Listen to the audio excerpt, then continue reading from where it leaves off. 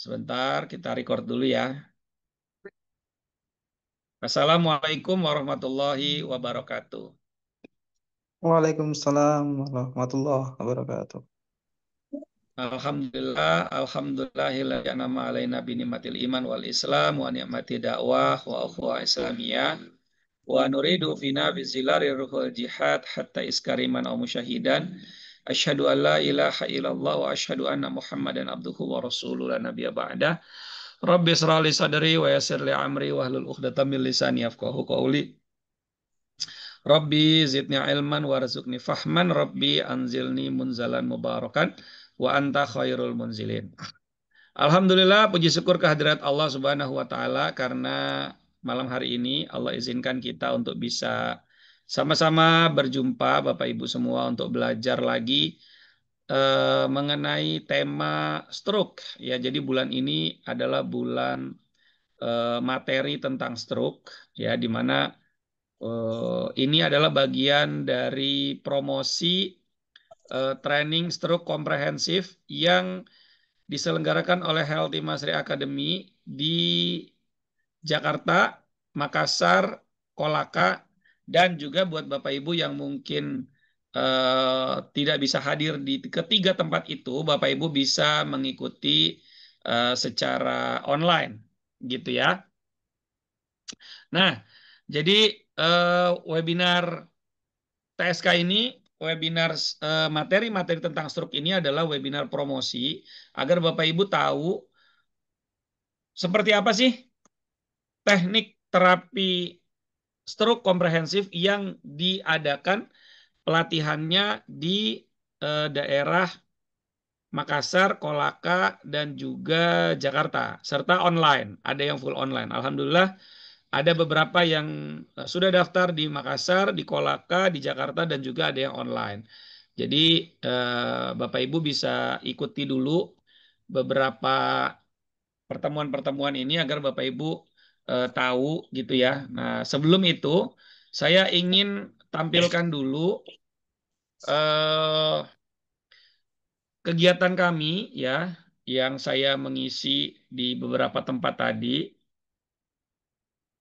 Oke.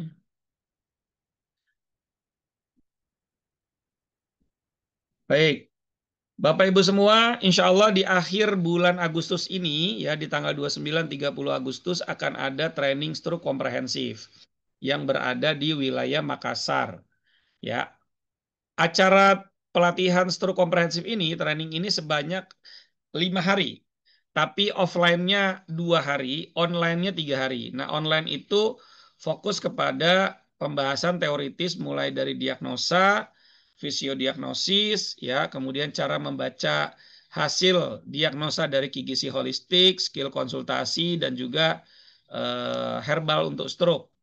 Yang offline itu semuanya full praktek. 2 hari, ya, 2 hari full praktek. Ada 14 keilmuan yang Bapak Ibu bisa pelajari. Ini terlengkap. Total waktu belajarnya 6 bulan. Karena setelah itu akan ada pembinaan. Ya, insya Allah 1 bulan 2 kali kita akan ada pembinaan. Termasuk salah satunya seperti ini. Gitu ya. Tapi ini nanti khusus dengan para alumni. Gitu. Nanti ada studi kasus dan lain sebagainya. Nah, materinya itu mulai dari fisiodiagnosis. Bapak Ibu akan belajar cara mendiagnosa eh, range of motion-nya si penderita stroke. Kemudian cara baca hasil diagnosa dari alat QGC holistik. Lalu bagaimana olahraga untuk stroke. Kemudian afasia terapi. Afasia terapi itu untuk terapi gangguan bicara, gangguan fungsi kognitif, ingatan-ingatan yang mulai lupa, ya, ada yang mungkin lupa seluruhnya, ada yang lupa sebagian, ada yang ngomongnya ngaco dan lain sebagainya ya. Lalu kemudian ada juga sesi konsultasi. Maksudnya ini belajar ya, belajar untuk menjadi seorang konselor stroke. Kemudian ada 3 teknik pijat stroke yang bahkan Bapak Ibu pelajari, yaitu pijat terapi zona kepala, terapi zona perut, dan totok kabataki. Semua khusus untuk stroke. Lalu ada juga 3 teknik akupuntur. Akupuntur untuk stroke ya, mulai dari MLS nyeri, MLS HDO stroke, hentak denyut otot. Kemudian satu lagi elektrostimulator. Lalu yang kedua, yang berikutnya adalah dua teknik bekam. Ada bekam basah dan ada bekam api. Kemudian ada juga yang terakhir materi peracikan herbal stroke. Ya, jadi ada 14 keilmuan yang akan Bapak Ibu pelajari selama 5 hari tersebut. Offline tanggal 29.30, online-nya 26-28. Pendaftaran Bapak Ibu bisa hubungi Ki Ageng. Fasilitas yang akan Bapak Ibu dapatkan itu ada selain keilmuan, ya 14 keilmuan, kemudian ada pendampingan, kemudian ada sesi konsultasi langsung, ya bisa dengan saya langsung atau di grup. Kemudian ada akomodasi training, mulai dari fasilitas belajar, snack, dan makan. Kemudian ada lagi fasilitas lain yang ini eh, saya merasa selama saya mengajar terapi, ya menjadi seorang trainer terapi belum pernah ada. Bapak Ibu akan dapat 5 sertifikat sekaligus. Mulai dari sertifikat pijat, sertifikat bekam, TCM, ya, sertifikat akupunturnya, kemudian juga sertifikat herbalnya, dan juga sertifikat training stroke komprehensifnya. Jadi ada 5 sertifikat, di mana sertifikat-sertifikat ini dikeluarkan oleh LKP resmi, ya, yang memiliki NPSN, terdaftar di Dinas Pendidikan, jadi sertifikatnya legal, gitu ya. Kemudian Bapak Ibu akan dapat juga buku Sembuh Bahagia. Di buku itu ada berbagai macam jenis diagnosa, kemudian teknik terapi, lalu ada 64 penyakit, ada 64 penyakit, studi kasus 64 penyakit beserta pembahasan penyebabnya apa, terapinya bagaimana, dan bagaimana meracik herbalnya. Lengkap, 64 penyakit. Lalu kemudian ada 50 lebih daftar herbal yang di situ sudah lengkap dengan nama herbalnya apa, dosisnya bagaimana, khasiatnya apa, caranya gimana. Gitu ya.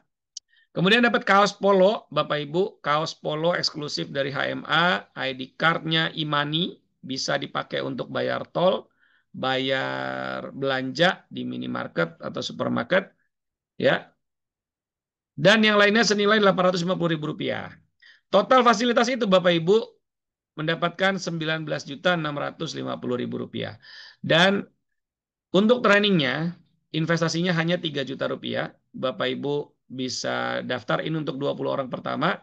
Jika sudah lewat dari 20 orang, Bapak Ibu akan membayar Rp3.500.000. Dan ada kemudahan cicilan. Ini yang paling penting nih.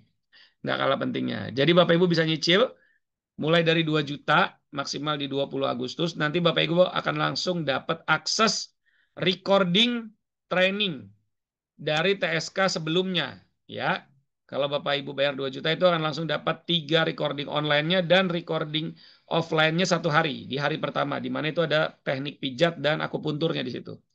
Kemudian ketika Bapak Ibu sudah ikut trainingnya, bayar kedua itu 20 September, jadi 1 bulan kemudian. Gitu, 1 bulan kemudian, ya. Nah, jadi ini kemudahan banget yang dibuat oleh Ki Ageng Baktiar. Itu nomor teleponnya sudah ada. Bapak Ibu silakan hubungi Ki Ageng Baktiar, ya, untuk training stroke komprehensif yang berada di Makassar dan Kolaka. Nah, ini ya. Jadi yang di Makassar itu tadi tanggal 29-30, lalu kemudian tanggal 1 dan 2 Septembernya itu di Kolaka, Sulawesi Tenggara. Kalau tadi Kota Makassar, ini Sulawesi Tenggara. Ya. Jadi silakan Bapak Ibu yang berada di wilayah itu, ya, Sulawesi Tenggara dan Makassar, sama, biayanya sama, hanya jadwalnya saja berbeda. Dan jika ingin ikut online-nya di tanggal ini juga boleh. Saya mau ikut online, mau yang mana? Mau di tanggal bulan September atau di bulan Agustusnya, yang di Makassar atau yang di Kolaka atau yang di Jakarta. Bapak Ibu bisa pilih ikut hybrid, boleh. Ya, begitu. Lalu kemudian di Jakarta. Nah, ini di Jakarta mulai belajarnya tanggal 16 sampai 21 September. Ya, biayanya sama 3 juta, tapi untuk 15 orang saja yang pertama. 15 orang berikutnya baru 3.250.000. Lokasinya di mana? Sekitaran Jakarta. Nanti kita cari tempat yang eh, akses kendaraan umumnya cukup baik, begitu ya Bapak Ibu, jadi tidak menyulitkan. Terus kalau Bapak Ibu tadi saya bilang kalau Bapak Ibu tidak bisa ikut seluruhnya, ya ini jadwalnya ini bisa menyesuaikan yang ngikutin jadwal training stroke komprehensif yang kita selenggarakan di 3 tempat itu. Ya, ada Makassar, Kolaka, dan Jakarta. Bapak Ibu boleh pilih mau ikut yang mana. Terus kalau mau ikut tiga-tiganya boleh nggak? Misalnya beli online, lalu nanti ikut di Makassar, lalu nanti ikut lagi di Kolaka, lalu nanti ikut lagi di Jakarta secara online. Jawabannya nanti saya akan berikan di sesi akhir. Gitu ya. Oke, Bapak Ibu, eh, ini nanti kita akan bahas ya di sesi yang lain. Ingat Bapak Ibu yang ingin daftar training stroke komprehensif, saran saya daftar dari sekarang karena materinya bisa langsung dipelajari, bisa langsung dipraktekin, bisa langsung untuk cari uang buat teman-teman yang terapis ya. Oke, itu promosi di awal. Sekarang kita akan bahas tentang bekam stroke ya. Titik bekam yang efektif untuk stroke. Nah, Bapak Ibu para terapis atau eh, terapis deh, ketika ada pasien stroke selalu dibekam tidak? Boleh dong tanya, boleh jawab maksudnya. Tergantung. Kalau ada stroke yang darah rendah, enggak saya bekam. Oh baik Pak Supri, makasih Pak Supri. Eh, Ya, ya, Kalau dia darah rendah tidak dibekam ya Pak. ya. Siap. Apa nggak dinaikin dulu Pak? Tensi tekanan darahnya, baru nanti dibekam. Enggak, kadang dia langsung minta diterapi gitu aja. Kalau enggak dibekam, minta diterapi, di stretching gitu. Oh, oke, stretching begitu ya. Baik, Ya. Pak Supri kalau boleh tahu, 1 pekan itu berapa kali terapinya, Pak, untuk stroke? Kadang biasa kan orangnya enggak mampu gitu. Kalau yang mampu biasa saya terapi 2 kali gitu kan dalam 1 pekan. Oh, kalau kalau yang eh, nggak mampu, yang mampu, 1 pekan biasa minta 2 kali dia. oke. Kalau di 1 pekan 2 kali. Kalau tidak mampu 1 pekan sekali. Kadang sebulan sekali malah kan biasa enggak. Dia bilang enggak mampu bayarnya atau apa gitu loh. Ya, ya, ya, ya, ya, ya. Baik, Gitu. baik, baik. Makasih banyak, Pak Supri, informasinya sangat menarik. Ya. Nah, Bapak Ibu, ini ada yang bilang Ibu Rina tidak selalu. Kalau Bu Nurholilah pastinya. Bu Rina kalau struknya lemes tidak dibekam. Iya. Bapak Ibu untuk nentuin bekam basah ya. Itu apa sih selain selain tekanan darah yang tadi disampaikan oleh Pak Supri atau Bu Rina lemes gitu ya. Apalagi sih yang menjadikan keputusan seseorang itu tidak bisa dibekam, ya. Ini ke terapis dulu ya. Nanti saya akan tanya ke pasien-pasien yang stroke. Ada ya Bapak Ibu ya yang malam hari ini hadir sebagai penyintas stroke, ada yang hadir malam hari ini.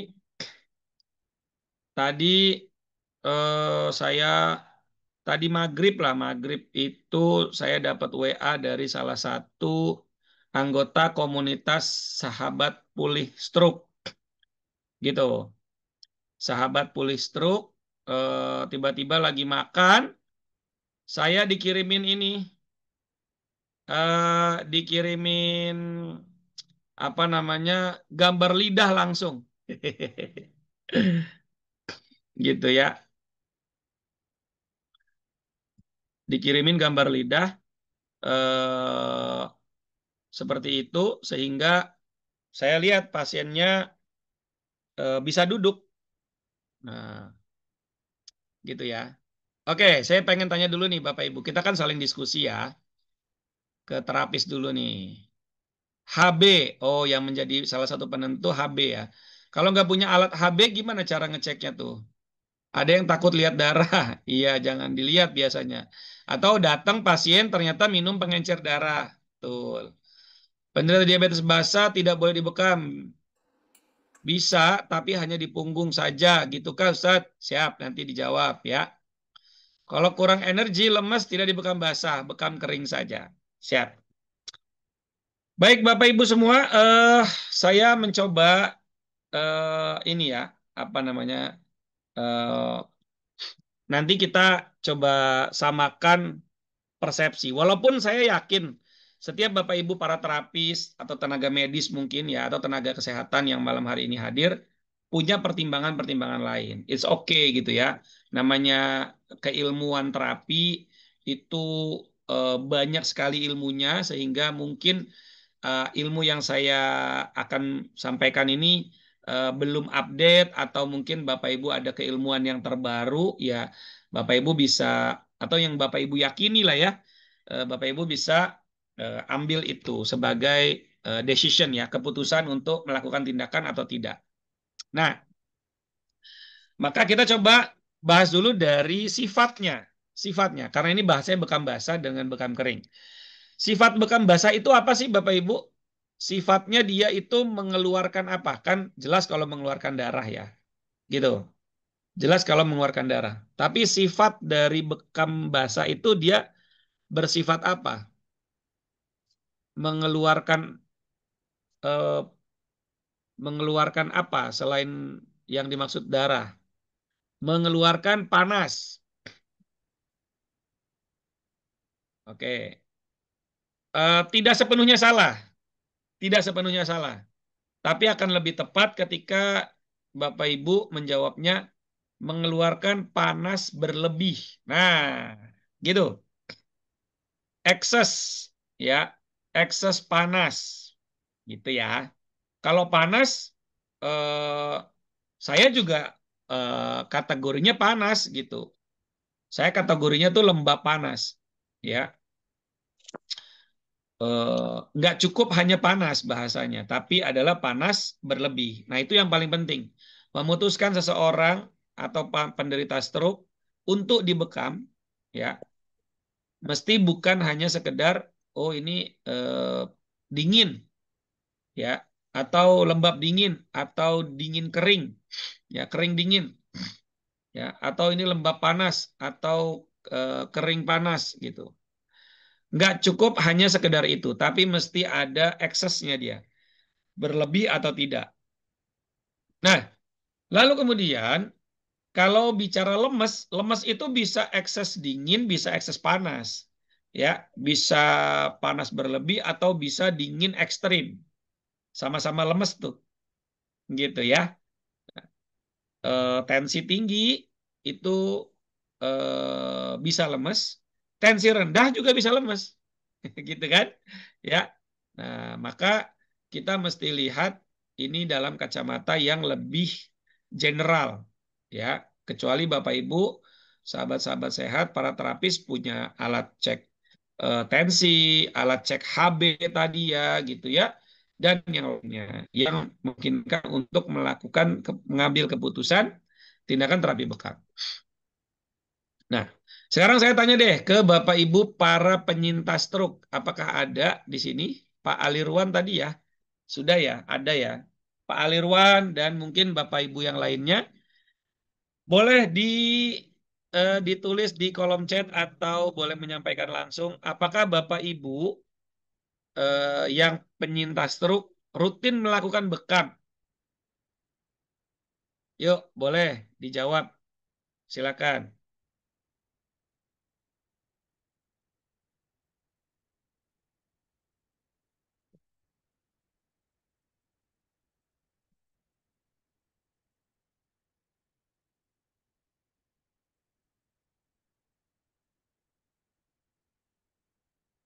Tidak. Baik, Pak Alirwan. Berarti Bapak belum pernah melakukan bekam atau tidak pernah melakukan bekam?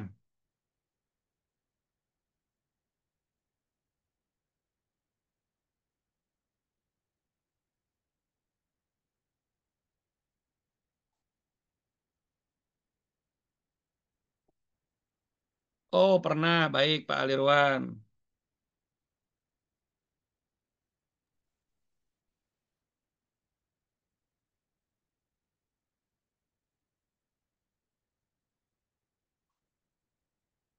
Oke.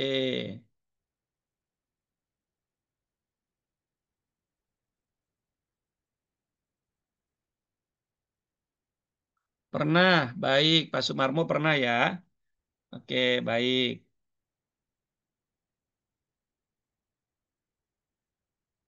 Pernah 3 kali. Alhamdulillah dalam 2 minggu ada perubahan lebih baik.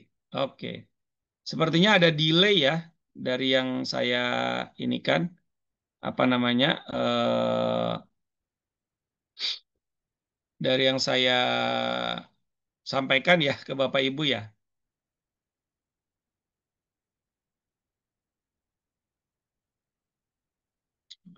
Oke. Nah, Bapak Ibu, bagi Anda yang para penyintas stroke, saya sangat menyarankan bahwa minimal Anda bekam itu 2 pekan sekali. Itu dulu ya. Jadi kalau mau efektif bekamnya, efektif ya, malah saya menyarankan eh, sepekan 2 kali. Nah, sepekan 2 kali. Tapi di titik yang berbeda. Di titik yang berbeda. Nanti kita akan bahas titiknya di mana. Misal hari Senin dan Kamis. Misal ya, Senin dan Kamis. Senin itu ambil di wilayah kepala, leher, pundak. Bukan kepala, pundak, lutut kaki. Bukan ya. Tapi kepala, leher, pundak. Itu di hari Senin. Lalu hari Kamisnya baru mulai masuk ke pinggang, tangan, dan kaki. Nah, gitu kan? Ya.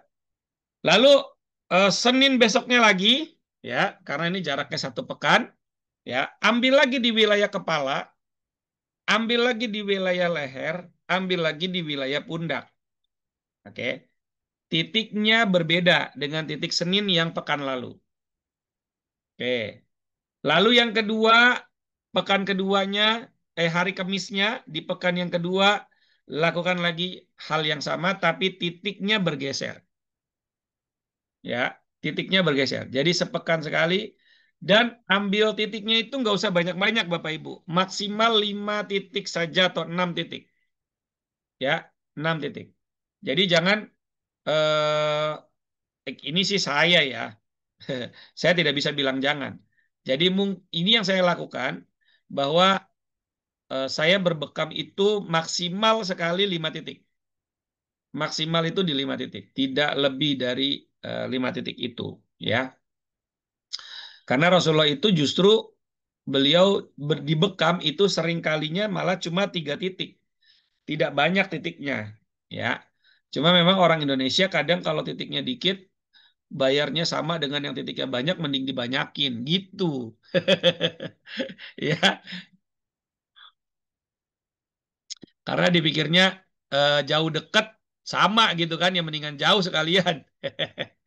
Nah, maka bagaimana solusinya ketika dia minta nambah? Pak, titiknya sekalian ini. Sampaikan Bapak Ibu, teknik terapi bekam saya tidak sama dengan yang lain. Saya punya teknik tersendiri. Jadi tidak bisa sekaligus. Karena justru yang terjadi nanti Bapak Ibu kondisi badannya makin lemah, makin ngedrop. Kemudian revitalisasi tubuhnya itu lebih lambat. Regenerasi penyembuhan eh, kulit yang terluka itu lebih lama karena kan lebih banyak titiknya.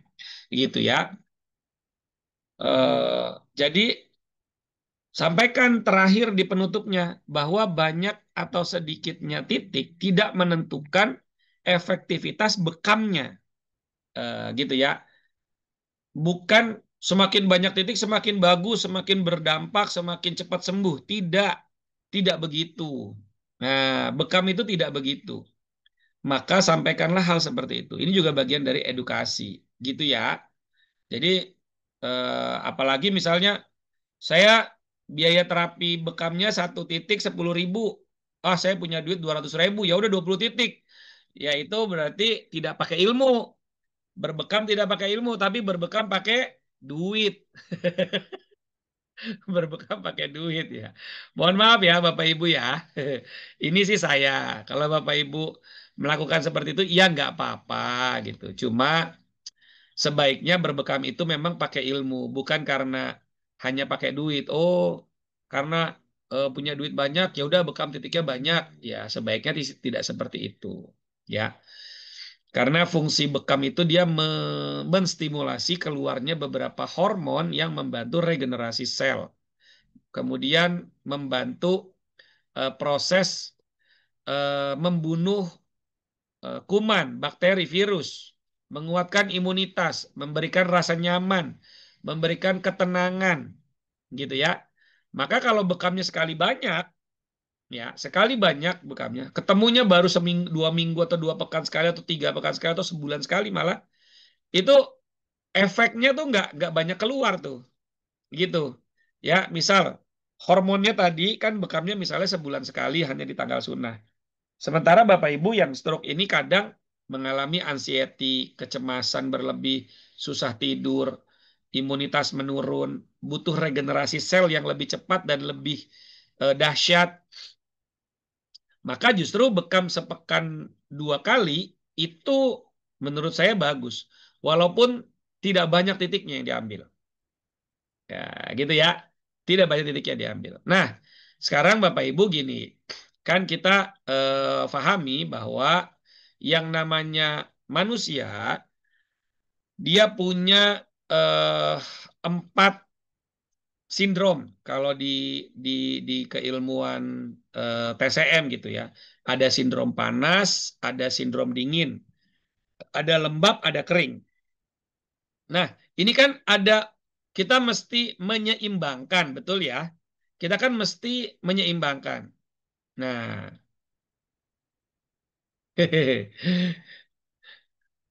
Nggak mau Ustaz tetap ngeyel minta banyak titik. Kalau kita nggak mau besok nggak ada dipanggil lagi.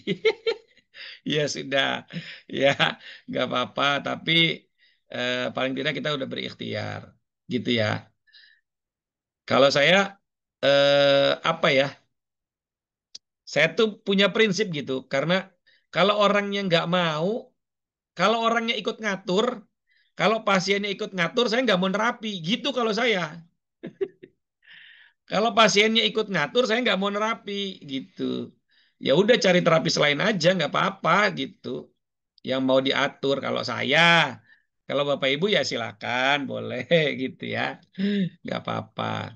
Karena kan gini, kalau kita mengatur pasien, kita kan tahu nih ini yang terbaik, cara ini yang lebih baik gitu ya. Eh, prosesnya kita bisa tahu. Maka ketika pasien itu membaik, ini ketok tularnya lebih panjang, lebih banyak. Tapi kalau kita ngikutin mereka, sementara mereka itu apa namanya berpikirnya karena saya punya uang, lalu saya bisa eh, mengatur terapisnya, menentukan jumlah titiknya, gitu ya. Dan ternyata hasilnya tidak baik, pasiennya itu mungkin jadi lemes dan segala macam, malah jadinya disangkanya kita tidak kompeten, gitu ya. Ini kalau saya, gitu. Iya, betul. Iya, sebaiknya seperti itu. Ya, ini saran saya. Dimulai aja dulu buat teman-teman yang sering diatur sama pasiennya, mulai aja dulu untuk tidak mau diatur. Artinya teman-teman lah yang menentukan berapa banyak titik bekamnya, gitu kan? Ya, karena kalau makanya makanya gini, makanya teman-teman itu menjual sebagai terapis ya, menjual ke pasien itu bukan jual terapi bekamnya, tapi jual terapi stroke-nya. Jual jasa pelayanan kesehatan terapi stroke-nya. Bukan jual pelayanan kesehatan terapi bekamnya. Ini ini berbeda teman-teman ya. Antara menjual untuk terapi stroke dengan menjual untuk terapi bekam. Itu berbeda. Gitu ya. Itu berbeda. Bedanya di mana? Bedanya di branding. Bedanya di branding. Ketika kita melakukan terapi stroke, ya kepada pasien itu, walaupun di dalamnya ada bekamnya, ada pijatnya, ada akupunturnya, tidak lagi bicara tentang, oh kalau titik bekam satu titik harganya sekian, di tempat lain kalau bekam harganya tuh sekian gitu loh. Ya, nggak seperti itu, makanya nggak akan jadi begitu kalau kita mengambil spesialisasi stroke gitu, ya. Yang dijual spesialisasi kita, betul Bu Suryansi, keahliannya gitu. Jadi nggak apa-apa orang akhirnya, oh sama ya bekam juga, ya bekam mah sama, cuma kan karena ini titiknya terapinya untuk stroke maka titiknya bisa berbeda, caranya bisa berbeda, tekniknya bisa berbeda, gitu sampaikan. Kalau saya begitu. Jadi selama 20 tahun saya berpraktek itu, sampai hari ini yang dijualnya itu terapi stroke-nya, bukan terapi bekamnya. Ya, begitu. Karena di satu sisi Rasulullah SAW juga melarang eh, kita ya menyebut upah bekam itu hobits gitu kan, buruk. Ada hadisnya yang seperti itu. Maka jauh lebih aman kita menjauhi, misalnya ada yang bilang itu apa namanya, itu doif, ada yang mungkin bilang ini ada juga tapi Rasulullah mencontohkan dengan ngasih upah bekam lebih besar. Yang lebih aman yang tidak dijual itu adalah terapi bekamnya, tapi terapi stroke-nya. Di dalamnya ada bekam, ada pijat, ada akupuntur, ada stimulator, ada infrared, ada rendam jarian kaki, gitu. Ya, itu akan jauh lebih aman bagi kita. Ini istihad saya ya, ini istihad saya. Jadi saya tidak menjual terapi stroke-nya. Kan orang itu dilihat dari akadnya, gitu kan ya. Kalau akadnya bilangnya terapi bekam, lalu kita menjual, di sebagian apa namanya para ulama ada yang tidak membolehkan. Maka yang dijual itu ya terapi stroke-nya. Makanya tadi tuh Mas Usman ikut training stroke komprehensif biar mindsetnya terbuka tentang itu, gitu ya. Oke, mudah-mudahan Pak Supri dan Bapak Ibu lainnya segera ikut training stroke komprehensif. Nah, tadi saya balik lagi nih. Kalau kita bicara tentang manusia, ada hukum berpasangan. Ada panas, ada dingin, ada kering, ada lembab. Gitu kan. Nah, ini eh, mesti berada di keseimbangan. Mesti berada di keseimbangan. Kalau dia terlalu ke kanan, ya, dia terlalu ke kanan, gitu ya. Misalnya ini saya coba eh, buka ini ya.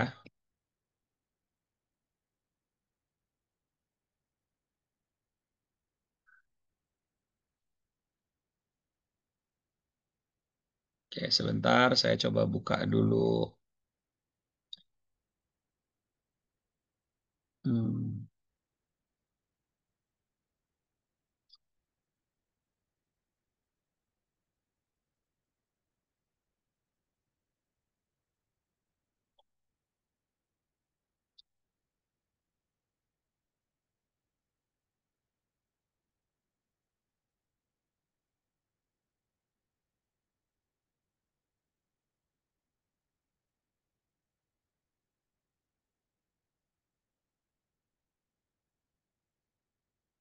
Oke, ini Bapak Ibu ya. Ini kita mesti tahu dulu bahwa eh, ini panas, gitu ya. Kemudian ini kering. Oke. Lalu kemudian anggaplah ini hijau, itu dingin. Oh, jangan hijau ya. Biru. Dingin tuh biru. Ya, dingin. Kemudian satu lagi hijau, ya, kering, lembab. Nah, maka Bapak Ibu, ini kan ada hukum keseimbangan nih, ya. Ada hukum keseimbangan di mana hukum keseimbangan ini menjadi patokan kita. gitu ya. Kalau dia terlalu ke sini, maka kan dia jadi panas plus kering kan gitu ya.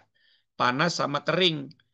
Maka ini bisa apa namanya? Menguap, bisa menguapkan energi, membuang energi, bisa membakar, energi, bisa menghabiskan daya juga bisa, ya, menghabiskan daya juga bisa. Lalu kalau misalnya dia ke bawah, gitu ya, dingin kering, terlalu dingin kering, maka ini juga bisa melemahkan, gitu kan? Atau dia lembab dingin, ya, yang terlalu ekstrim. Ini juga bisa membuat orang itu menjadi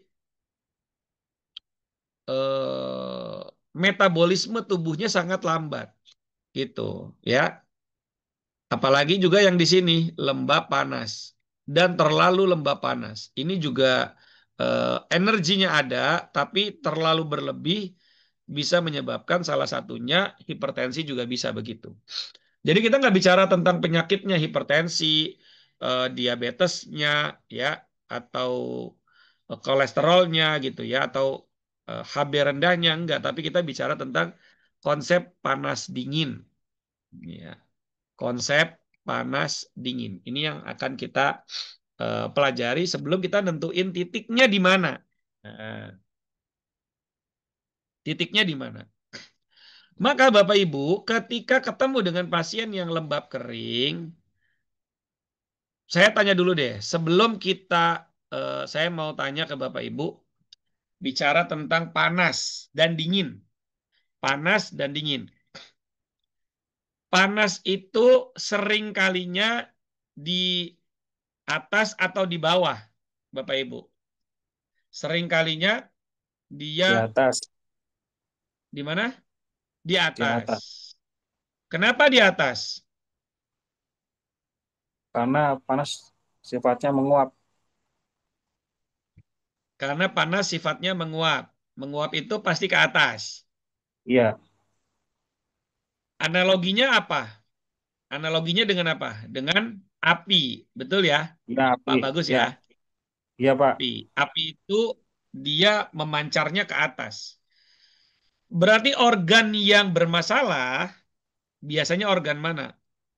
Jantung, Apalagi? Jantung, paru, otak, Jantung, paru. Paru-paru, Apalagi? otak, liver, otak.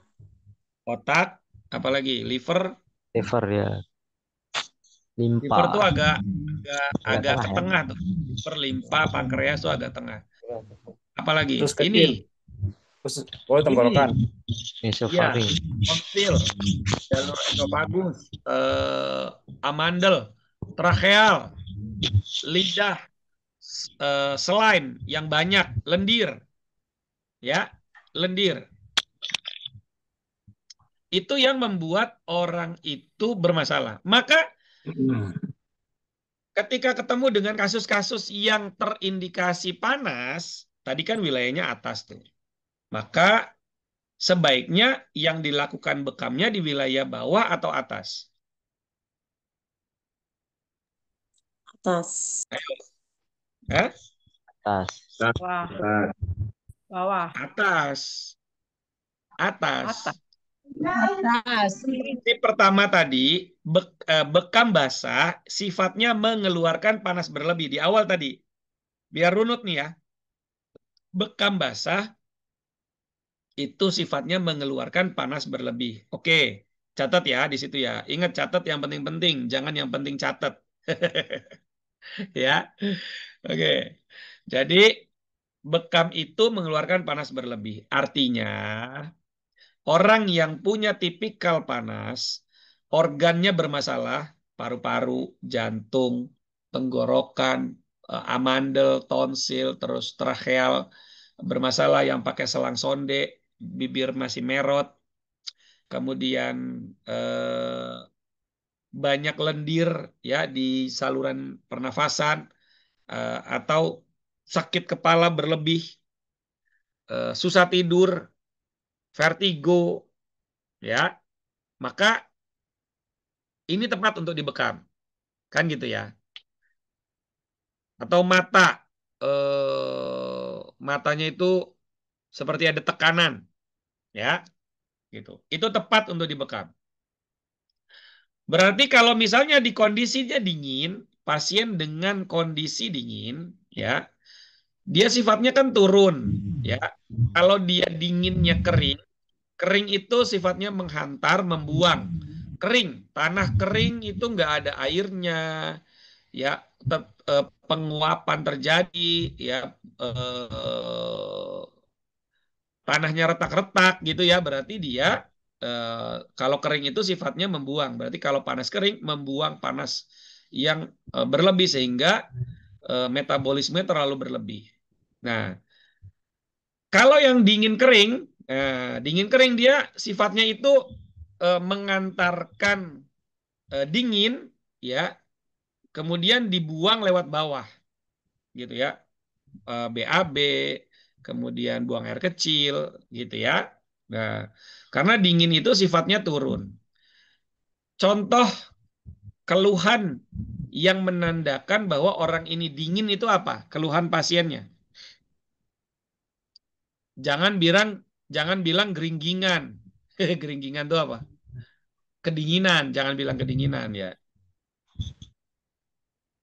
Enggak, kalau bukan nadi lemahnya, kita nggak bicara ininya dulu, apa diagnosanya, tapi kita tanya keluhannya.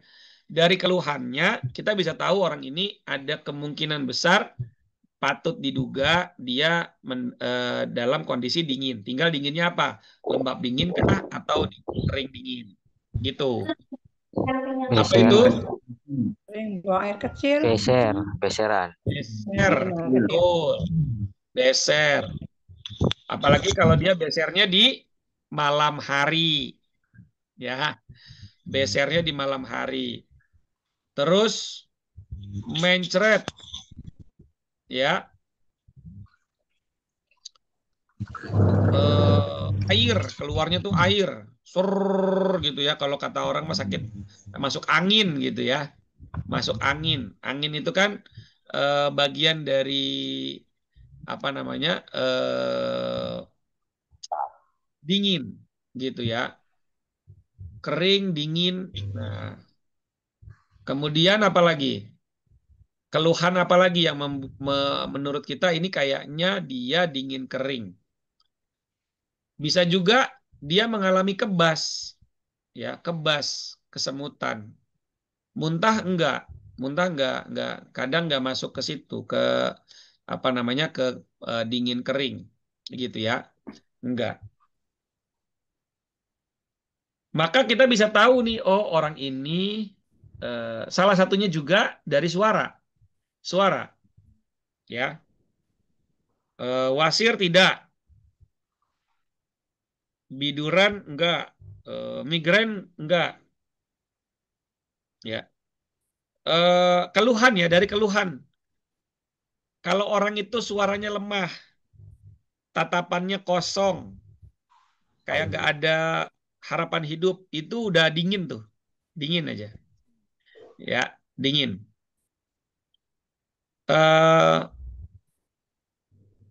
Susah keringetan. Nah, susah keringetan. Ya, susah keringetan.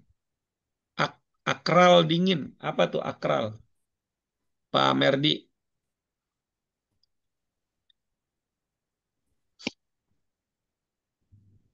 Lidah putih.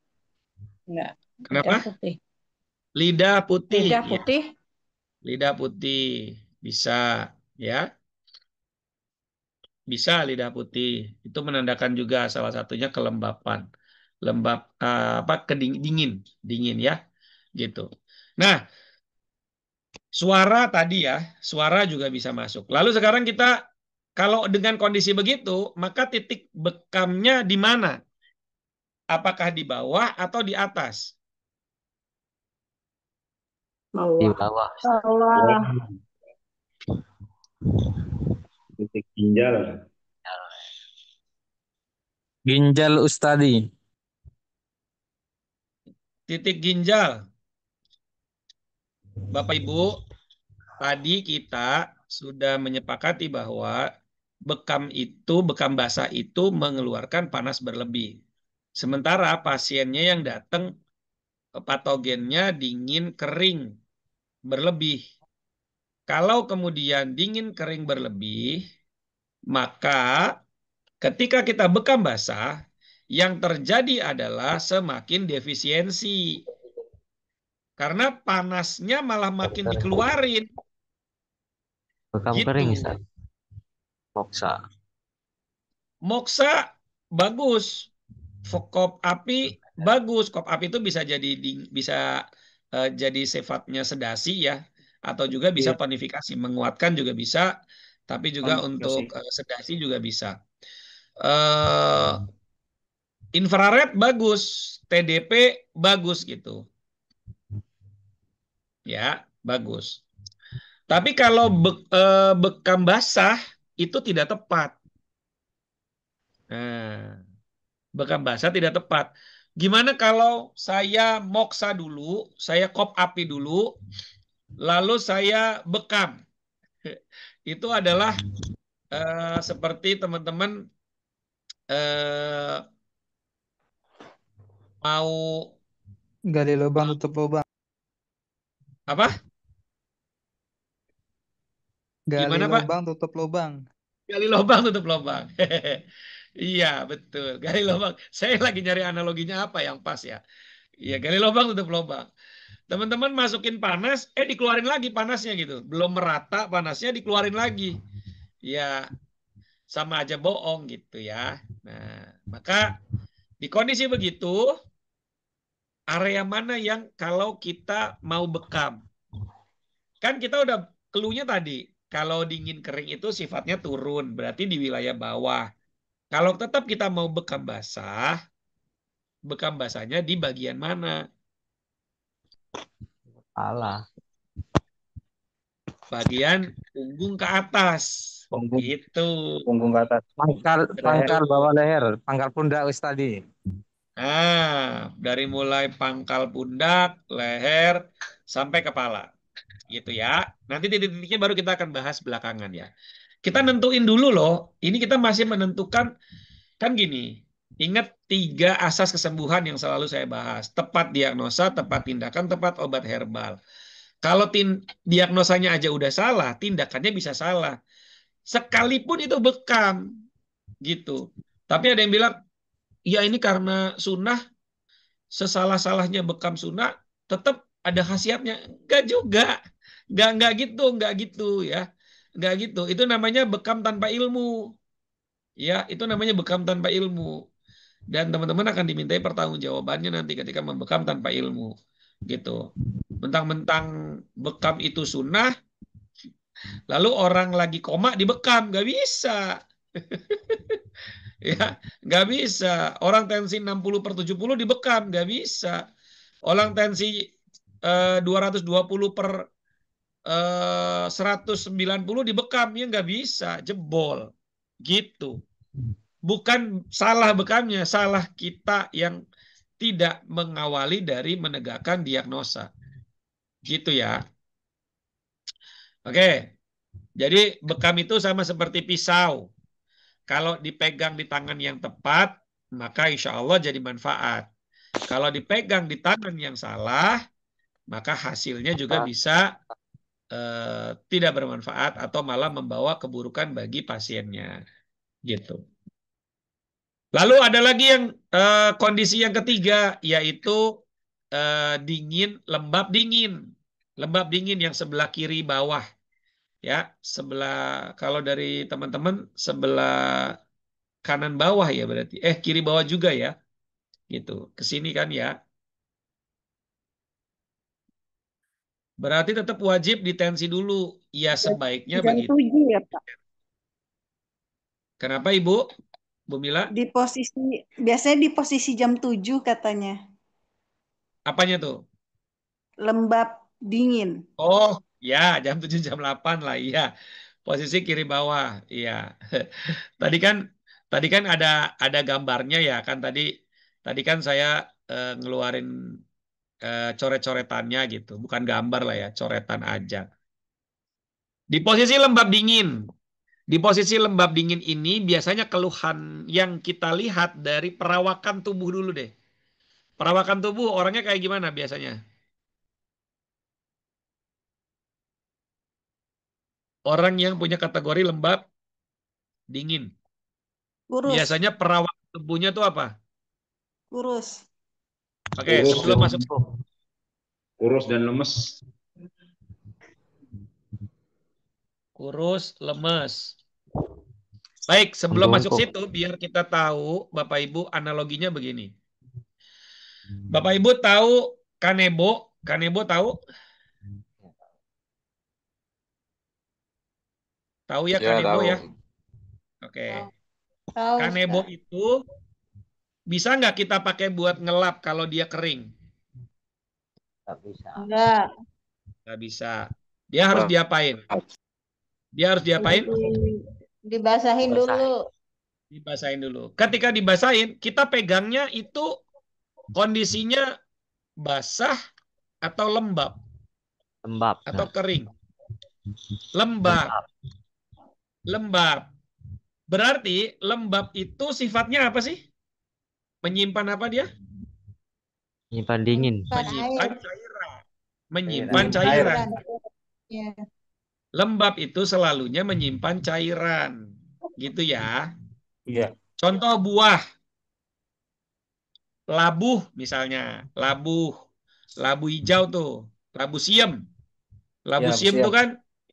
Labu siem itu termasuk salah satunya dingin kan dia. Tapi ada lembabnya karena apa? Dia menyimpan cairan.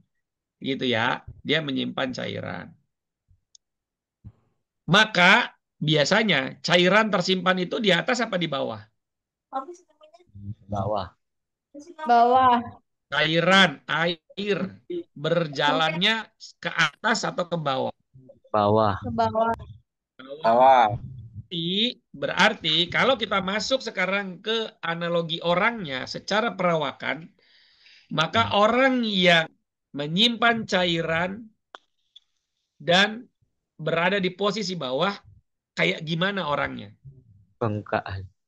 Gemuk, Mak, gemuk. Gemuk, bengkak air, ya, atau disebutnya odema anasarka, ya, gemuk bengkak air, gitu, ya.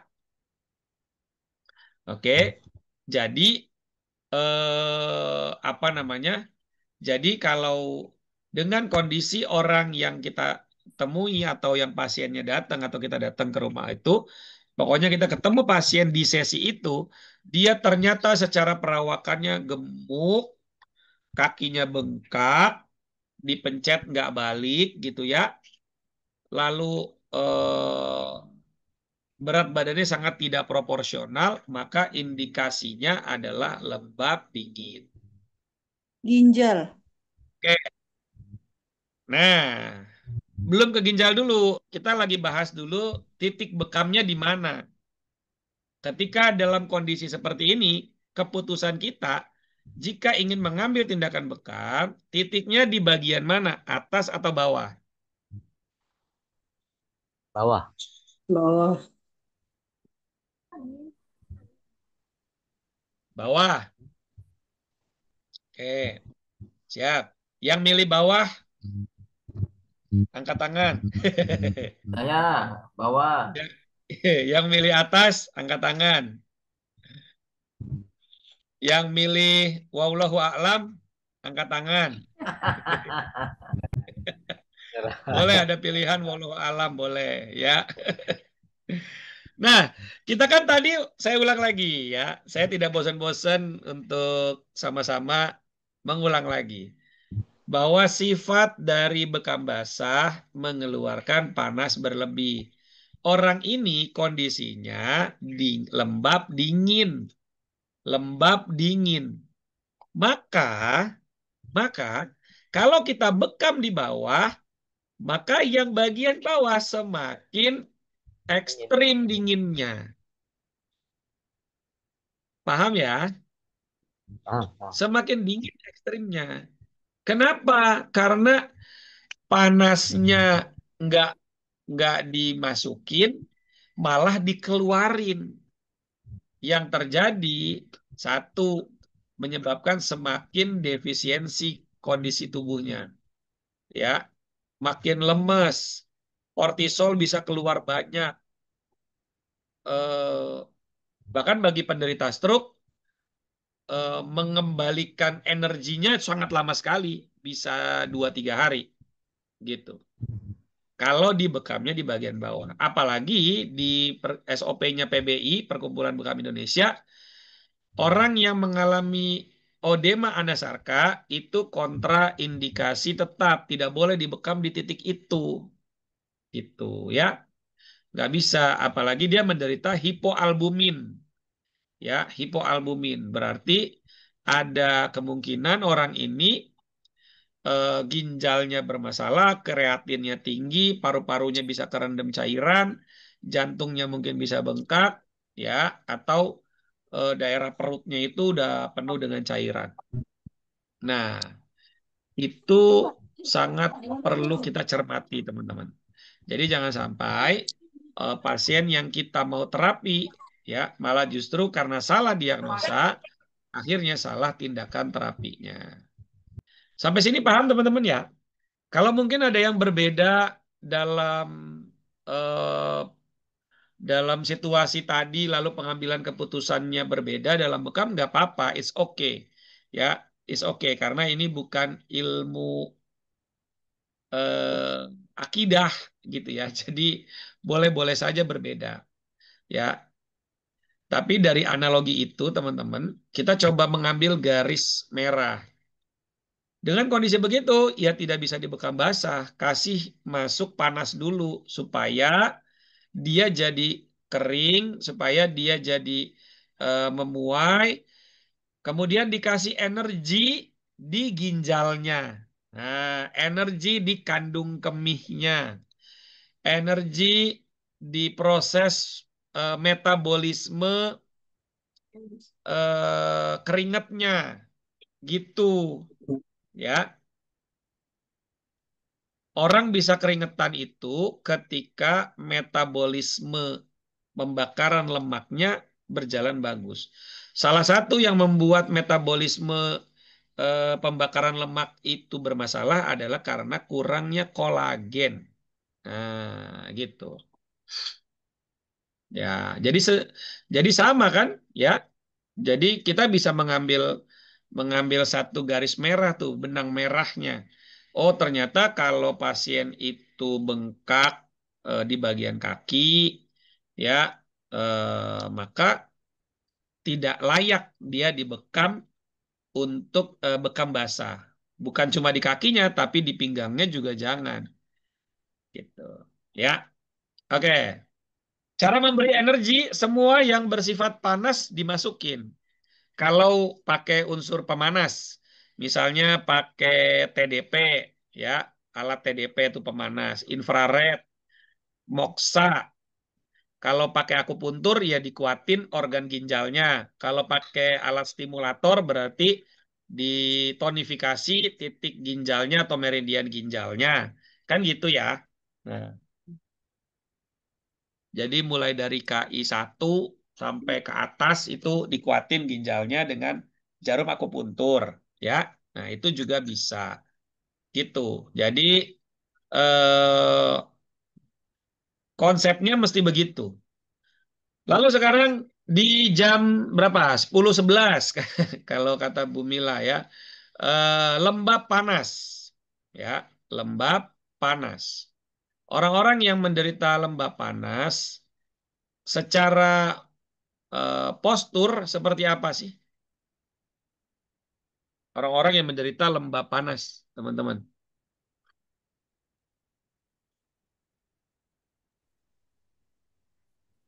Suka keringetan, Ustaz. Keringetan, cakep. Apalagi?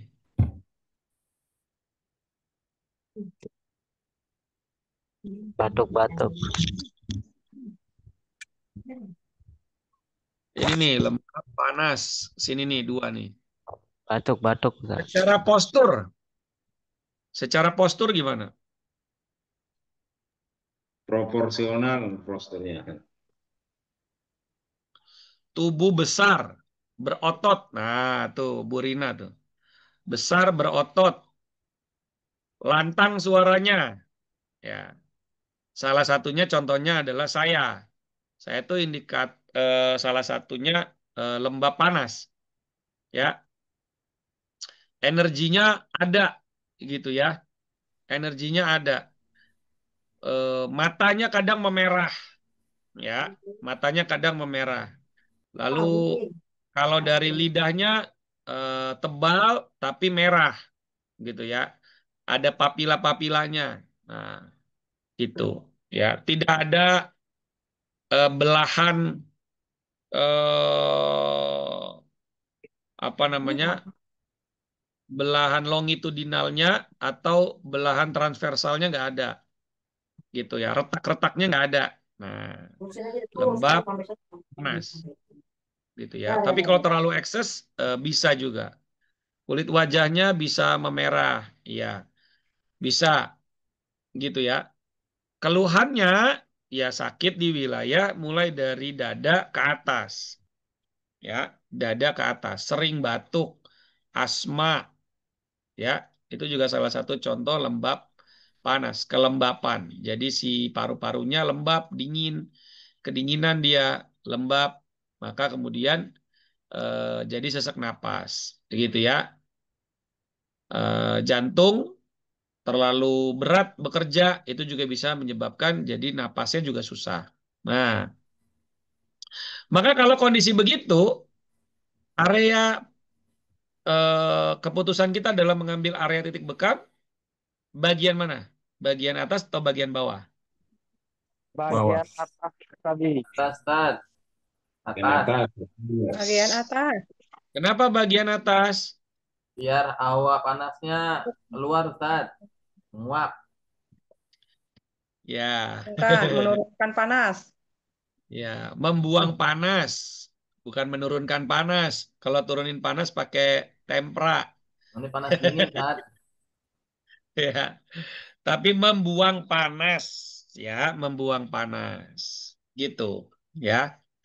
Lalu dengan kondisi begitu kan tadi di awal saya udah ceritain bahwa kalau bekam untuk orang stroke ya, untuk kasus stroke karena kita lagi bahas kasus stroke ya, maka ngambilnya itu sepekan 2 kali itu juga boleh tuh, sepekan 2 kali boleh. Bagian atas lalu nanti bagian bawah, ya, lalu nanti digeser lagi atas bawah Senin Kamis Senin Kamis Senin Kamis gitu ya, itu boleh juga. Atau sebulan 2 kali boleh nggak? Boleh, boleh aja. Sebulan sekali boleh nggak? Boleh. 3 bulan sekali buat orang stroke di bekam boleh nggak? Boleh. Kalau setahun sekali bekamnya boleh nggak? Ya boleh aja. Ya, kan dia yang mau, dia yang ngerasain ya, gitu ya.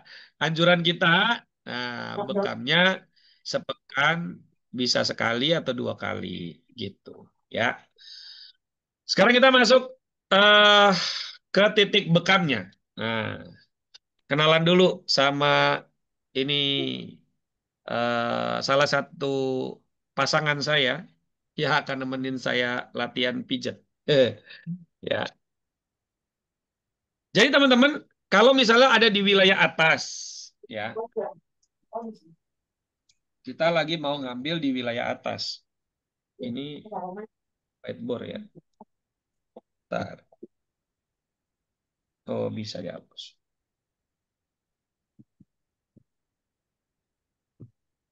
Oke. Misal kita mau ngambil di wilayah atas, kan tadi saya bilang rekomendasinya adalah sepekan 2 kali.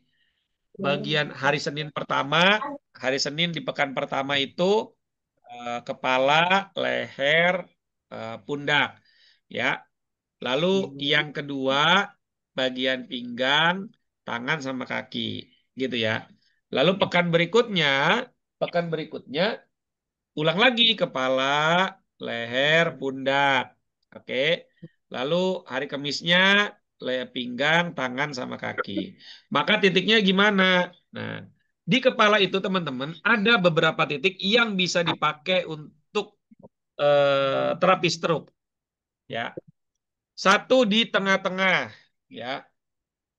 Satu di tengah-tengah. Ini lurusan dari telinga ke sini, lalu ke tengah dari hidung sini. Ya, tengah dari hidung. Kita ambil satu titik di sini. Ya, ambil satu titik di sini. Satu aja. Dalam satu kali sesi terapi, ambil satu titik. Ya. Nah, lalu hari Senin berikutnya, titiknya di mana lagi? Bisa ambil di depannya. Cari yang ada titik purba di bagian depan sini. Ya, titik purba. Kalau saya tidak salah, ya, titik purbanya itu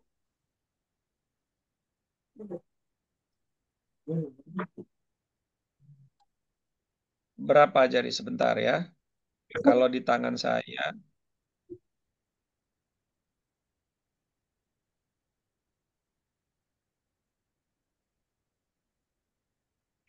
oh ini 5 jari, 5 jari, ya, 5 jari jaraknya ke depan.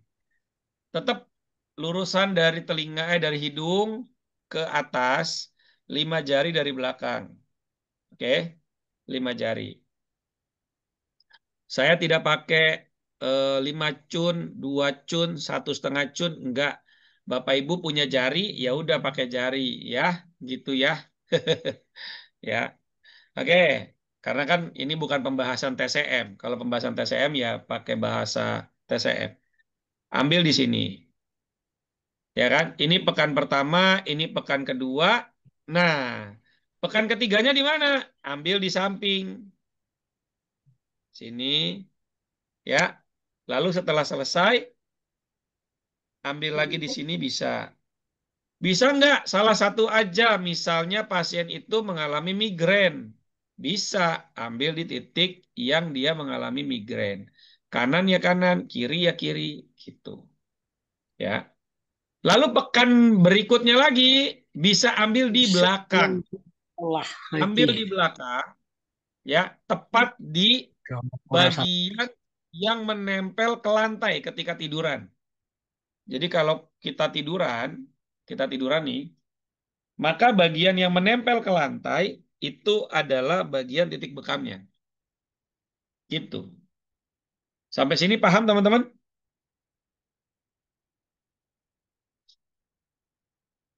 Halo? Paham. Itu Ya. maksudnya untuk setiap hari Seninnya, Ustadz. Umpamanya kan Senin dengan Kamis. Itu Iya, kepala untuk setiap pertemuan hari Seninnya itu per pekannya. betul. Untuk kepala satu. Setiap Seninnya itu satu titik itu kepalanya. Lalu kalau di leher, titiknya di mana? Nah, ini karena gambarnya ini lehernya nggak lengkap ya. Jadi kita ambil gambar yang ada di ini aja. Sebentar. Kalau ada yang mau ditanyain boleh ya.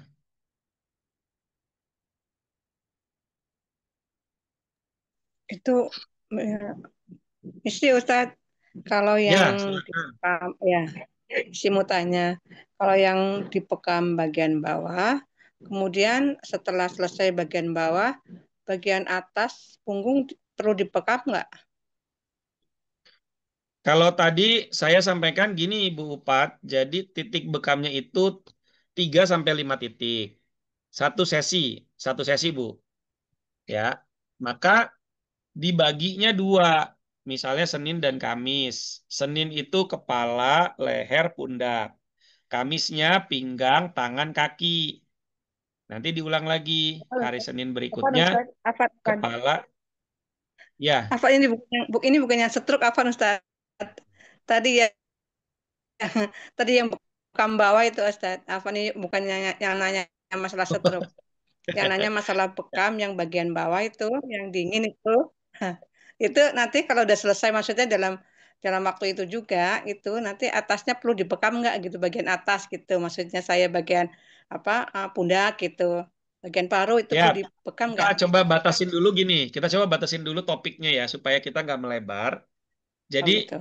yang saya bahas itu adalah kondisi yang sindrom lembab apa namanya lembab panas ya, panas kering, dingin kering dingin atau lembab dingin ya, itu khusus untuk kondisi stroke gitu. Khusus untuk Oh, kondisi stroke. Kalau kemudian orang ini tidak stroke ya, maka teman-teman ya disesuaikan saja gitu. Tapi saran saya sih fokusnya kepada bagian yang memang panas. Maka misalnya punggung. Teman-teman, ketika dia di punggung nih, ini punggung nih tiduran, ya pasien itu tengkurap atau duduk tapi buka bajunya, ini kepala di atas, maka teman-teman pakai ini punggung tangan tempelkan ke belikat kanan kiri, kemudian tengah kanan kiri, lalu bawah pinggang kanan kiri tengah. Area yang paling panas itulah yang dibekam. Area yang dingin jangan dibekam. Paham ya? Paham, Paham. paham, kalau Ustaz. saya paham. Paham, Ustadz. Nah, yang kayak gitu-gitu saya pasti akan jelasin lebih lengkap. Teman-teman bisa merasakan betul perbedaannya. Teman-teman kalau mau membekam di punggung, selalu ngecek nggak kondisi panas suhu tubuh pasiennya di punggung sama di pinggang. Selalu ngecek Ngecek, nggak? ngecek, ngecek, Ustaz. Dicek ya. Ngecek aja. Iya, Ya, sip. Bagus. Jadi dicek dulu tuh. Nih, panas gak nih leher, dada, punggung, belikat, terus di bawah belikat sampai ke pinggang, mana yang area dingin. Nanti yang paling dingin ya jangan dibekam gitu. Yang area paling dingin jangan dibekam, ya, gitu. Maka bagus kalau teman-teman punya satu koper isinya ada alat bekam basah, ada alat kop api. Keren tuh. Ya, betul-betul keseimbangannya dipersiapkan betul. Ya, makanya layak dibayar mahal karena alatnya lengkap gitu ya. Oke. Nah, lalu ini saya kasih lihat titik-titiknya teman-teman ya.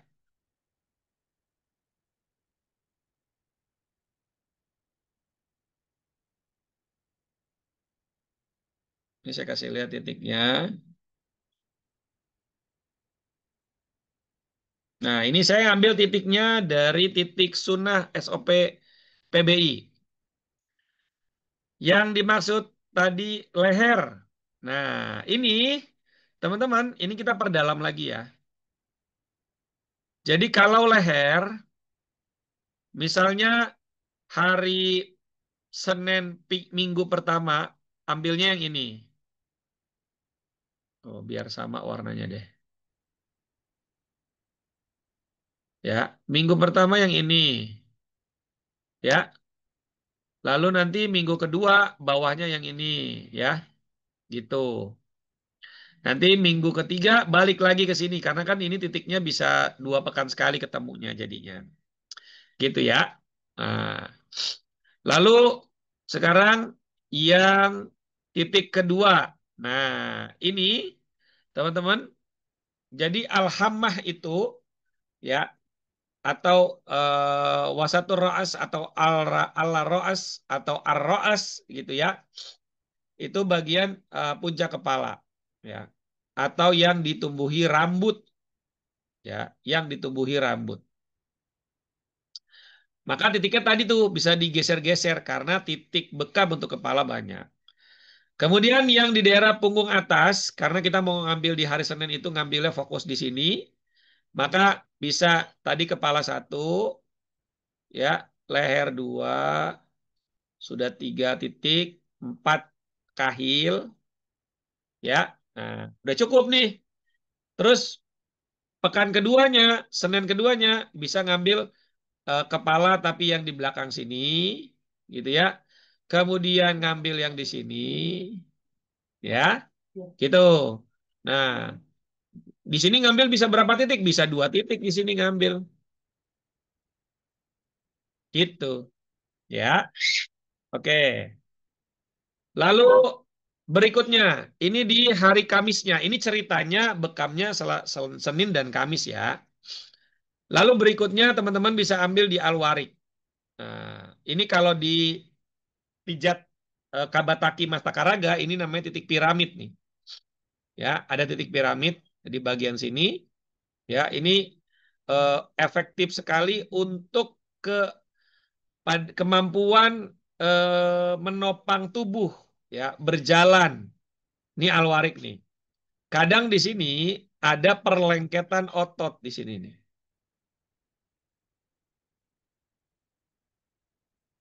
Di sini tuh ada, aduh nggak kelihatan. Kayak apa ya, merah. Ah, nggak begitu kelihatan juga. Putih coba. Nah, jadi di sini teman-teman, itu kadang seringkali ada perlengketan otot. Sehingga membuat kaki itu sulit untuk bergerak, sulit untuk ngangkat kaki, ngangkat paha, ngangkat lutut. Karena di sininya kaku nih. Di otot ini kaku. Ya. Maka penting bagi kita untuk melakukan selain tindakan bekam juga melakukan totok kabataki di area ini. Gitu ya. Itu cepat banget ya. Maka kalau ini terjadi kram, dingin, bagian sini dingin, itu di kentamo ya, dikerokan, dikerok, pakai kerokan ya. Dipanasin infrared, bagus ya, boleh. Nah, satu lagi, ini yang di kepala tadi saya ceritakan, ini ngambil di sini. Nah, ini titik purba namanya nih teman-teman nih. Ya, titik purba. Jadi Allah itu udah menciptakan beberapa lekukan-lekukan ya di tubuh manusia itu disebutnya titik purba. Saya menyebutnya titik purba karena titik ini ternyata punya manfaat yang luar biasa. Gitu ya. Maka betullah firman Allah yang mengatakan bahwa Rabbana ma khalaqta hadza batila. Ya kan? Nggak ada yang aku ciptakan segala sesuatunya itu sia-sia. Semuanya penuh dengan perhitungan. Sudah dihitung. Ya. Kemudian ar-ra'as. Posisi yang ditumbuhi rambut. Nah, maka tadi saya bilang nih, di mana aja? Ya udah di sini. Ambil di sini. Kalau orang stroke. Kalau dia migrain, ambil salah satu aja, nggak apa-apa. Tidak harus dua-duanya. Tidak harus kanan kiri gitu ya. Tidak harus kanan kiri teman-teman ya. Gitu. Tadi ada pertanyaan tuh. Kalau stroke iskemik harusnya berapa kali sepekan? Gini, kalau sudah lebih dari setahun pasien stroke itu nggak usah lagi bicara iskemik atau hemoragik. Tuh sudah kondisinya seperti apa, ya udah kita ambil tindakannya. Jadi nggak perlu lagi membahas, oh ini stroke-nya iskemik, oh ini stroke-nya hemoragik, udah tidak begitu berpengaruh. Kecuali 1 tahun yang lalu saya kena stroke, misalnya dia ngomong begitu, lalu 1 bulan yang lalu saya kena stroke lagi yang kedua. Nah, berarti kita bisa hitung ini baru kena stroke, bukan cuma 1 kali gitu ya, tapi sudah 2 kali kena stroke. Oke, begitu ya. Lanjut. Nah, ini yang dari punggung. Punggung itu kan ada banyak nih. Mana yang diambil tergantung kondisinya. Kalau pasien itu masalah dengan detoksifikasi atau juga diabetes gitu ya, maka ambillah di Az-Zuhr Wasati, yaitu yang ini.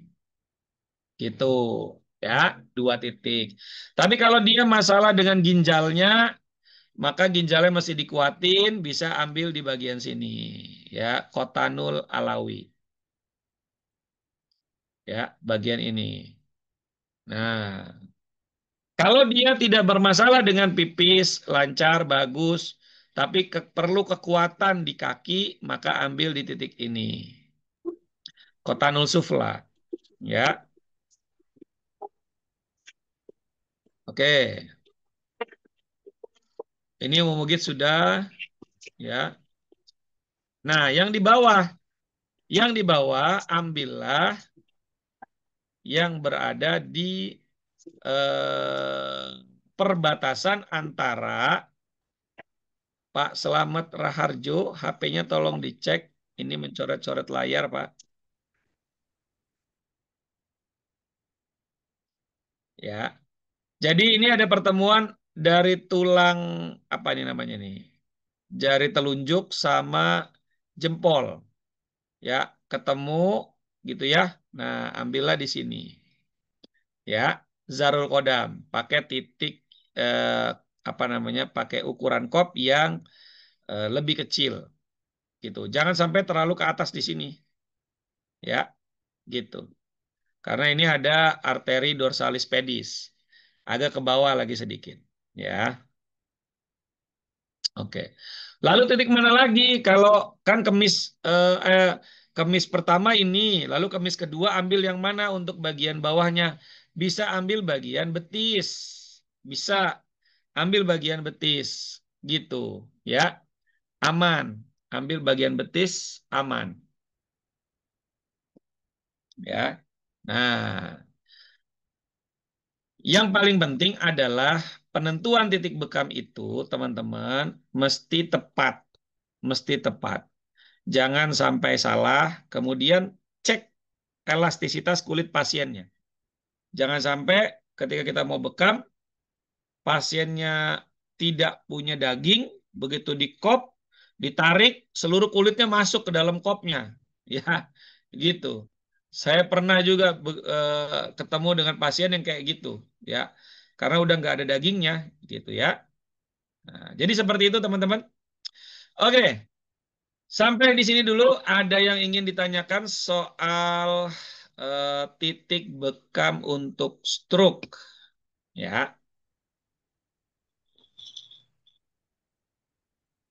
Mm-mm. Info lengkapnya teman-teman nanti akan bisa mempelajari ini di training stroke komprehensif yang diadakan di Makassar, Kolaka, dan Jakarta. Kalau teman-teman tidak punya waktu untuk bisa hadir ke situ, maka bisa ikut training stroke online, ya, training stroke secara online. 3 hari online, 2 hari pada saat offline-nya teman-teman ikut hybrid. Silakan Mas Hendrik, Bang Hendrik. Baik, makasih Ustaz. Assalamualaikum warahmatullahi wabarakatuh. Waalaikumsalam warahmatullahi wabarakatuh. Ya, mengenai titik stroke di kepala, titik bekam di kepala, Ustaz, ini saya mau nanyain, apakah ukuran kopnya itu bebas? Maksud saya kan kondisi kepala orang itu kadang ada beberapa yang susah untuk ngekopnya, Ustaz. Jadi untuk nepatin titik itu kadang agak susah, Ustaz. Karena kepalanya kadang tidak bundar, jadi kopnya susah masuk. Kadang pakai yang kecil baru bisa. Apakah itu pengaruh, Ustaz? Itu aja sih yang mau tanyain. Ya, Terima kasih. yang paling prinsip dasarnya adalah Bang Hendrik, Yap. titik besaran alat kop tidak mempengaruhi efektivitas bekam, gitu ya. Ya, Maka disesuaikan dengan area pembekamannya. Kalau dia kepalanya kecil, pakai kop yang agak gede, bolong, nggak masuk semua, ada lubang udara, ya pakainya kecil nggak apa-apa, gitu, tidak masalah, ya, tidak harus yang besar, gitu. Begitu ya, Bang? Oke, siap, Ustaz. Ya. Siap. Oke, ini saya jawab pertanyaan yang ada di kolom chat. Kalau untuk bel palsi itu kondisinya kan dingin, Bu Nafisa. Bel palsi itu kan spasem otot, ya, ototnya dingin. Kalau dibekam makin dingin, ya, makin dingin, makin ekstrim. Maka yang tepat itu kalau saya menyebutnya kentamo, kerokan pakai tanduk modern. Yang kedua infrared. Yang ketiga akupuntur. Yang keempat kalau nggak bisa pakai jarum ya udah pakai petnya aja dengan melemaskan otot yang mengalami spasem tadi. Kemudian pakai MLS nyeri. Kemudian pakai totok kabataki. Nah, jadi tidak pakai titik bekam. Pakai kop api bisa, pakai moksa bisa. Oke, Pak, kalau pasiennya nggak bisa diluruskan kaki kirinya, itu bekamnya mana? Tadi tuh, bekamnya di ini. Sini, ini saya kasih unjuk.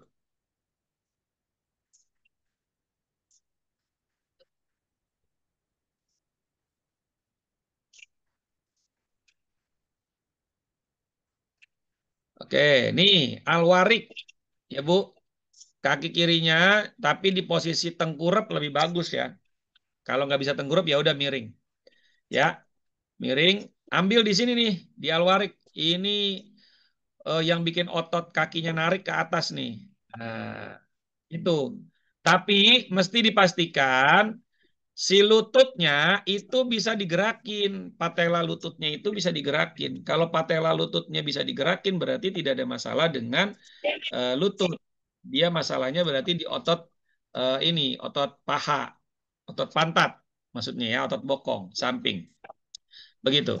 Kalau kaki mengecil, apakah bisa dibekam di betis? Nah, itu kan berarti ada atropi. Atropinya jangan di betis, tapi ngambilnya di atas. Ya, di atas. Karena kenapa bagian bawahnya bisa mengecil? Nih misalnya nih kaki. Kenapa bagian bawah sini dari betis ini mengecil ke bawah? Karena ada sumbatan dari bawah lutut sampai ke paha atas. Gitu. Maka yang diambil titik bekamnya di situ, bukan di betisnya. Gitu ya. Dan lebih maksimal lagi kalau pakai totok kabataki. Pak Imam Bukhari Muslim ya. Kemudian untuk bekam tadi kalau cuma beberapa titik apa bisa dibarengi dengan pijat? Bisa. Bisa dong. Makanya tadi saya bilang Pak Endro ketika akad dengan pasien itu akadnya terapi stroke, bukan terapi bekam. Karena dalam satu sesi bisa ada bekamnya, ada pijat stroke-nya gitu, kabataki tadi ya, atau pakai stimulator gitu. Oke, kasus skoliosis efektif gak dibekam? Skoliosis ini mesti dibenerin tulangnya, ya. Kalau dibekam gak ngebenerin tulang, ya. Maka dibenerin tulangnya pakai pijat tulang belakang. Pak Daryono bisa belajar pijat tulang belakang? Sudah belajar pijat tulang belakang belum?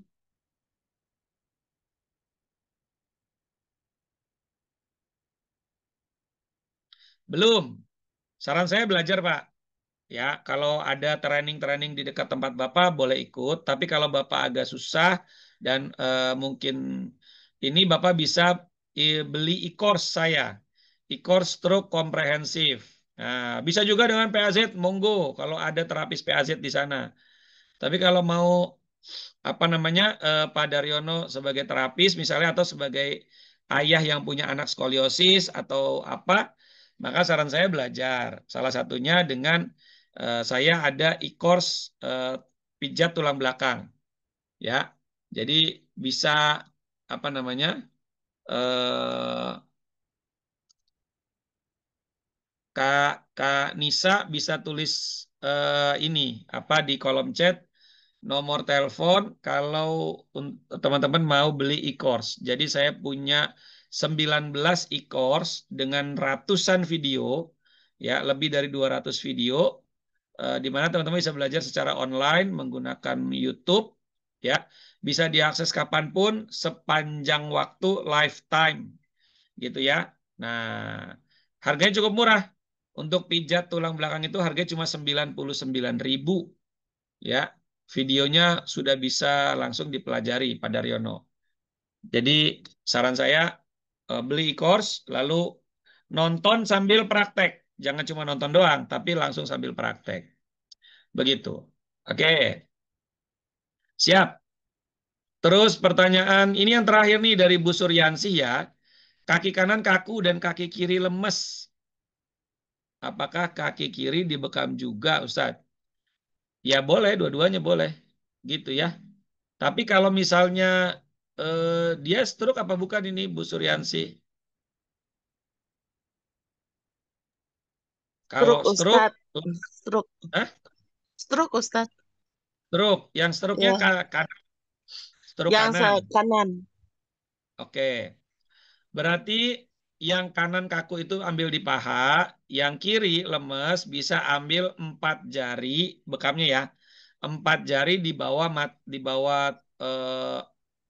di bawah lutut, agak keluar sedikit. Ya, Itu yang buat yang lemas ya jadi Ustadz ya.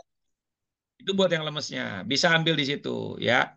Atau bahasa TCM-nya tuh titik Susanli gitu ya. Iya, ST36. Ustadz. 4 jari dari tulang lutut. Ini ada tulang keringnya. Ini tulang kering dipegang, ambil keluarnya. Titiknya di situ. Satu Oh, aja. di samping Ustadz ya. Samping luar ya. Iya, iya, iya. Oke, ambil di situ. Terima kasih Itu buat Ustadz. nambah kekuatan. Siap. Oke. Baik, Bapak Ibu, ada lagi yang mau ditanyakan?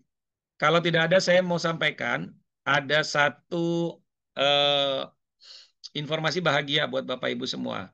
Buat Anda semua yang ingin belajar training stroke komprehensif, ya, sesuai dengan harga yang tadi untuk di Makassar Kolaka 20 orang pertama itu 3 juta, 10 orang berikutnya itu 3,5 juta gitu ya. Lalu di Jakarta 3 juta untuk 15 orang pertama. 15 orang berikutnya itu 3,250 juta.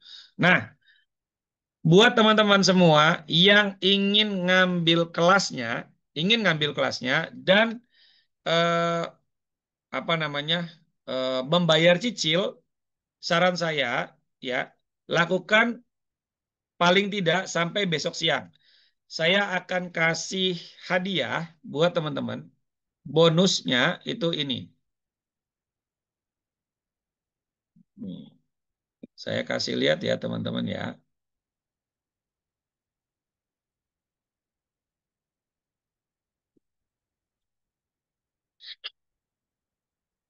Oke.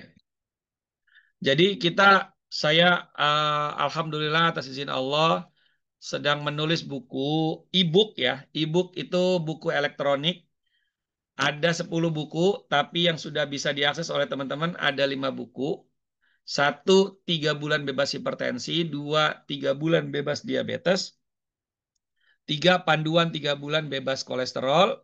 4, panduan 6 bulan bebas kanker. Dan yang kelima, panduan 3 bulan bebas stroke. Nah, ini bisa bagi teman-teman yang ambil kelas training stroke komprehensif dengan membayar DP minimalnya 500.000 sampai besok siang teman-teman akan kita kasih satu e-book. Boleh pilih nih, mau yang 3 bulan bebas stroke harga 249.000 gratis, atau bebas kanker, mungkin ada pasien kanker teman-teman lagi nanganin, atau mungkin ada keluarga. Nah, teman-teman bisa ambil, pilih bebas mau yang mana ya. Itu waktunya sampai besok siang.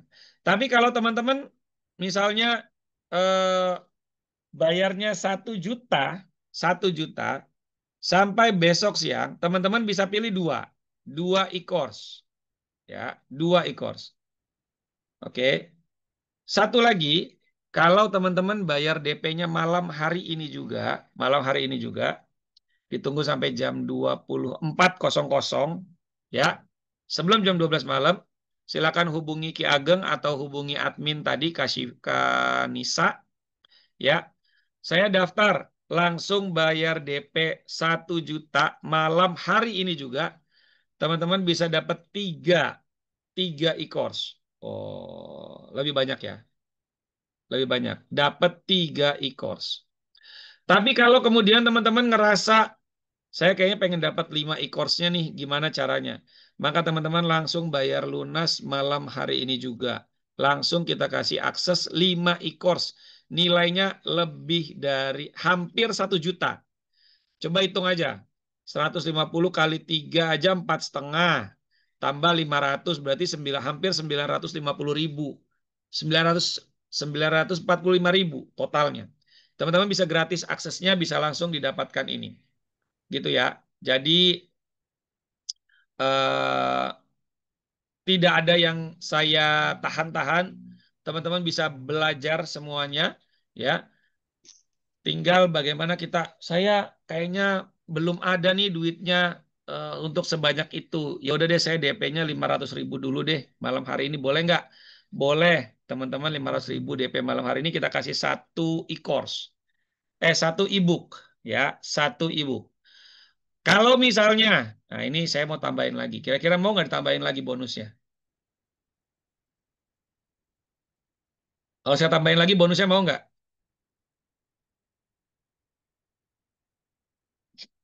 Ya, tambahin bonus lagi nih. Kalau ada yang mau aja, gitu ya. Kalau ada yang mau, kita tambahkan lagi satu bonus, yaitu e-course. E-course itu video ya, dalam bentuk video. Teman-teman bisa cek di sini, di YouTube, channel YouTube Mentor Herbalis, teman-teman ya. Channel YouTube Mentor Herbalis, teman-teman silakan buka akses YouTube teman-teman, namanya Mentor Herbalis, ya, di mana di channel ini seluruh video-video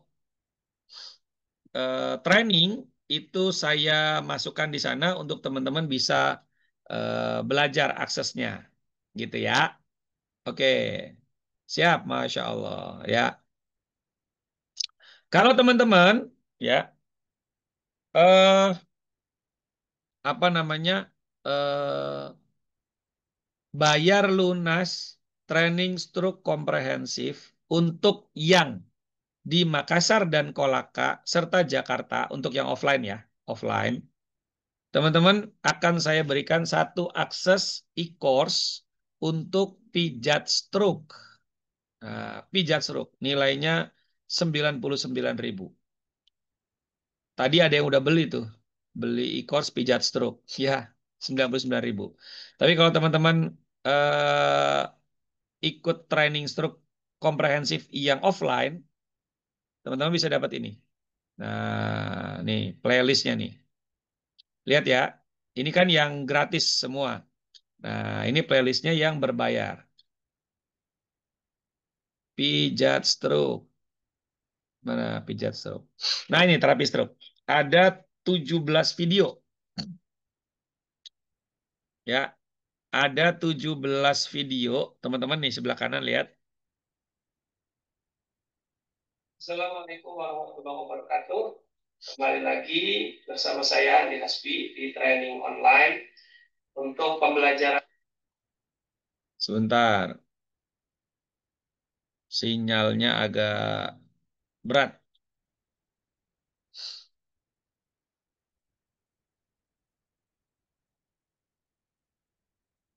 Nah, inilah teman-teman kira-kira teman-teman bisa pelajari ini ya, bisa pelajari ini dapat materinya langsung. Teman-teman bisa langsung dikasih akses belajarnya ya, recordingnya gitu ya. Teman-teman bisa langsung belajar, langsung praktek, langsung dapat duit. Begitu ya teman-teman ya. Silakan hubungi Ki Ageng Batiar. Ki Ageng kalau masih ada mungkin nomor teleponnya bisa diturunkan lagi. Atau juga bisa hubungi Kak Syifa ya untuk pendaftaran training dan online atau tanya-tanya seputar training, e-course dan lainnya. Silakan ya boleh dihubungi, nanti akan kita jelasin. Terima kasih banyak Bapak Ibu semua sahabat sehat yang telah mengikuti ini. Kita akan ketemu lagi di hari Rabu. Rabu pembahasan khusus herbal. Ya, Senin dan Kamis pembahasan stroke, Rabu pembahasan herbal, Jumat pembahasan kelas bedah kasus penyakit. Ya, jadi insya Allah 4 kali sepekan, mohon doanya dari sahabat sehat semua, Bapak Ibu. Saya selalu sehat, diberikan kesehatan, anak-anak saya dan keluarga saya juga diberikan kesehatan, sehingga saya bisa terus berbagi apa yang saya miliki, ya, keilmuan-keilmuan ini, dan mungkin teman-teman ada yang ingin belajar langsung, itu akan sangat saya apresiasi ya untuk belajar langsung. Tapi kalaupun tidak bisa bertemu, bisa jumpa via online juga nggak apa-apa ya, nggak apa-apa, sama saja insya Allah. Terima kasih banyak atas kebersamaannya malam hari ini. Kita sama-sama tutup dengan doa kafaratul majelis. Subhanakallahumma wa bihamdika asyhadu alla ilaha illa anta astaghfiruka wa atubu ilaik. Teman-teman, hidup itu cuma sekali, manfaatnya mesti berkali-kali. Setiap orang pasti wafat, maka belajarnya mesti sampai akhir hayat. Saya Andi Hasbi, Assalamualaikum warahmatullahi wabarakatuh.